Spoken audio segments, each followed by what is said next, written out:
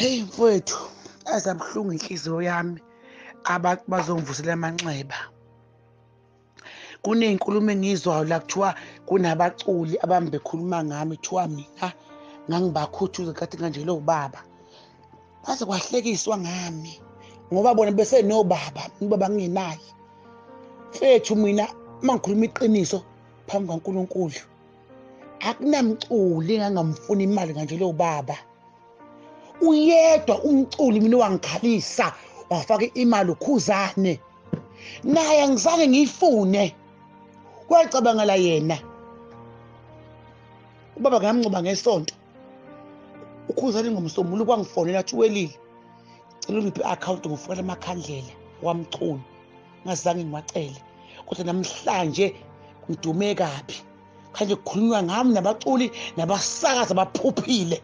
Kuthiwa mina bafile baculi bekhuthuzwa yimi ubona ngisho uHlupheke. uHlupheke azange ngikhalise mina wagcina ngokufona. Bonke abaculi babebhala message. Uyedwa umculi phambi kaShembe owangikhalisa uKhuzane. Kodwa ngizwe isimanga uma igaba mintaza ihlameni kuthiwa mina ngabakhuthuza izinja zingidakelwa. Ngifuna nokusanganela mina. Umfolo waseMandaba kuphela mina wangikhalisa. Kwananza ngifune ngimkhuthuze.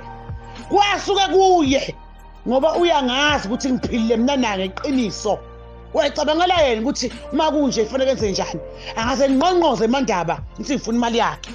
Kodwa namhlanje lemsune abaculi abaqoqe ngo-R10 phambi bekhuluma ngami bethi mina ngabakhuthuza.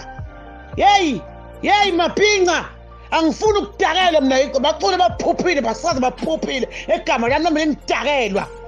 Uwelile akunamuntu mina engangamfuna imali mfana ubaba. Ningangidakelwa.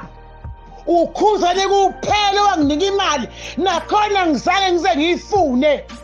Kwasuka othandeni lwakhe. Ingangivusela amanxeba ihlekisa ngami ngoba ngisenobaba nina. Ningangidakelwa, ningangihlanyeli.